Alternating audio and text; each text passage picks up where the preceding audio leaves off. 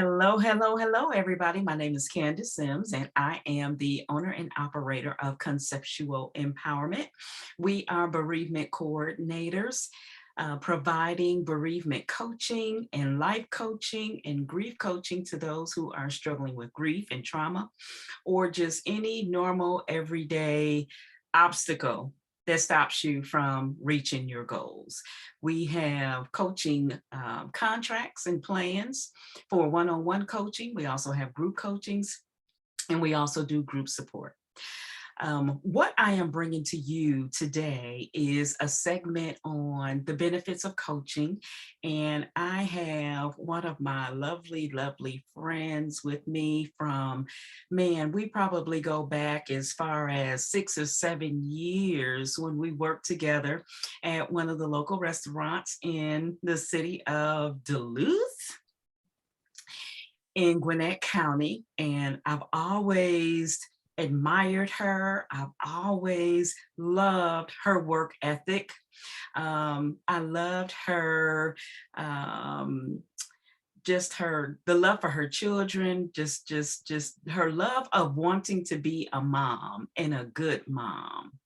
Um, we we've had a friendship for a long, long time, and a lot of our meetings didn't really feel like coaching sessions, but there was a coaching relationship between Ebony and I. And well, we're just going to get into it. I'm going to let her talk and share a little bit about her. What I want you to do is just introduce yourself and share a little bit about how we met. And then we're just going to get into some basics of understanding the benefits of coaching. So share with everybody who you are, Ebony. Okay, so as you said, I'm Ebony.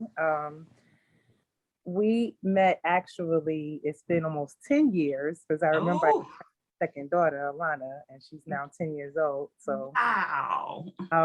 yeah, it was a very long time ago. Whew. The relationship that the way I saw our relationship was it was always coaching, but Candace has always been very motherly to me. And she's always led me in the right direction. I've always had, if I ever have questions or problems, I can come and ask Candace and she would tell it like it is with no problem at all. If I was right, she'd let me know I'm right. But when I was wrong, she definitely let me know that I was wrong. And that was something that I definitely appreciate. And that's what made me gravitate more to Candace because I definitely appreciate honesty. Honesty can hurt sometimes, Yeah, but yeah, it is what it is, and you need it. If you want to progress in life, if you want to be successful, you mm, need honesty. yeah. And recently, I've been reaching out to Candace, just through Facebook Messenger because I've been going through a lot of personal issues and just normal questions. And I would just reach out to her and ask her a question. And each and every time, she always replies. And she doesn't just give me a one word answer, she gives me a heartfelt answer. And I just absolutely adore her and I trust her opinion. So Mm. that's why I'll always be by her side and I'll always be holding on to her coattail. Aw. Well, thank you so much for that. And I'm listening to your responses and I'm trying to pick something out to kind of piggyback off of. And one thing you said was honesty. And I think in all of my coaching sessions that I've had this week, just sharing one-on-one videos with the public, we hadn't touched on honesty. And so I want to talk about that as a coach. I believe that honesty is such a key component in being a successful coach and in being a coach that um, the clients can trust. Who wants to divulge their information to someone who isn't honest, or to someone who isn't real, or to someone who isn't going to give it to you straight so that you can make the best decision for yourself or for your family? So I appreciate you even pointing that out and even seeing that quality in me. Because when Ebony and I met, I came into her space. She was working at that establishment before me. And of course, she being the younger woman, um, there is I don't want to say sometimes older women can come in and act like they know it all and invade your space. But there was something about Ebony that I always respected. um Number one, to be able to get up and be at a facility at 3 o'clock in the morning, I mean, you got to respect that. I think people that I've known, well, people that I know today who would have a responsibility like that would not even succeed. It was you know, hard. to be to work every day at 3 o'clock in the morning, to make sure that we had what we had. I've never had a problem with being honest. With Ebony, every time she had questions or concerns, I'll just tell her what I know, and if I didn't know, I didn't know. I've seen Ebony at her worst. I've seen Ebony at not so at her worst. And in the same way, she's seen me at my worst, she's seen me at my best. And I think that makes for a good coaching relationship too. Um, I guess the last and final question, that I would like to ask of you is, what would you like to say to anyone who's struggling with, um, just confiding in someone about something that's really, really deep and really, really personal, that they may not want to divulge to a coach? Mm. Oh, that is a bit difficult because well, honestly, I'm kind of on the fence with it. Mhm. I have to, first of all, be able to trust a person, Mhm. because what would stop me from wanting to share information is I don't trust people. Mhm. And I, it's very hard for me to trust people, first off. And Mhm. secondly, a lot of the things that I do need to talk about and get off my chest, it's embarrassing, Yeah. you know. Yeah. So if someone out there feels like, they're going through something really hard or really difficult, or in my case, embarrassing, Mhm. get over that, because if not, every day you're going to be living in the same pain or the same confusion and the same Mhm. hurt.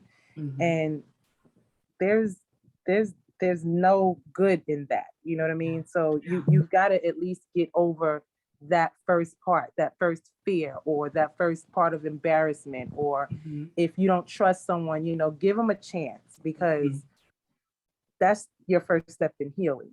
And if Mhm. you don't do that, then you're just going to wake up every day in pain and agony, Yeah. and it's Yeah. just not worth it. It's really not worth it. And it Wow. after you do it, even if you don't even have to give all of the information, Mhm. right away. Just do it little by little. Mhm. And that way you'll be able to build trust. You'll be able to build a good relationship with whoever it is that you're talking to. Yeah. And it helps. It Yeah. definitely helps being able to get things off of your chest. And Mhm. sometimes you'll get good advice. A lot of the times you get good advice. A lot of the times someone else would tell you something that you weren't even thinking about, because your mind is so clouded. Mhm. So Mhm. someone else can give you a different point of view, and that just may be your answer. Yeah. Wow. Wow. Thank you. I appreciate that so much. And I'm going to close with this because I know that there are going to be other coaches that are going to see this. The key words that you said is embarrassment. Every one of us has experienced some type of embarrassment in our lives. And what embarrassment leads to is shame. Whenever your embarrassment turns to shame, that lessens the chances that someone is going to open up and talk to someone about their issues. And so, for all of those coaches that are out there that are listening to what you just shared about someone that may find it hard to lean into coaching, coaches need to be honest, coaches need to be vulnerable, And if they're not sharing bits and pieces of their own life and bits and pieces of their own vulnerability to allow their viewers and allow their audience to see that they're not above um, anything that someone else could go through, then that kind of lets people know that are going through that shame and embarrassment. Wow, she says something that I can resonate with. She says something that I can identify with. She's gone through something that I can identify with. You have to be honest. You have to be vulnerable.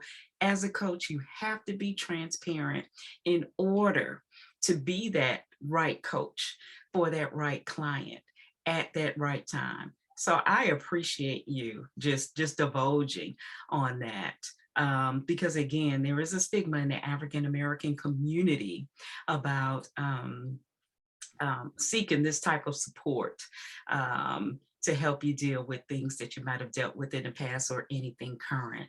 So that's all we have for you today. I was going to keep it short. Ebony is a mom and it is evening time. And I am a big proponent of families first.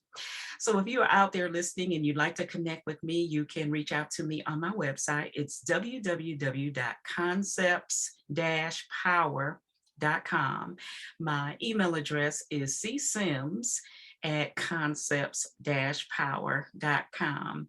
And before I hit the disconnect button, was there anything else that you would like to say as a closing remark in thanking anyone for listening to your segment of the benefits of hiring a life coach? Well, first of all, I want to say thank you to you. You know how much you mean to me in our relationship. Um, Everyone that's watching, if you need help, get it. I mean, I don't know how else to put it. Just that's the most simple way I can say it. If you need help, get it, because there's no way you're going to be able to be successful, have a good day in your life if you're carrying so much baggage. So get the help that you need. It's worth Awesome. it. Awesome. I just love you. Thank I love you. you. Thank you so much. And I'm going to continue to follow you and watch them babies grow and get on your nerves and love you at the same time. I welcome it. I welcome it. Ebony, you take care of yourself. Hug the family. I sure will. You have a Oh, good night. Okay. okay.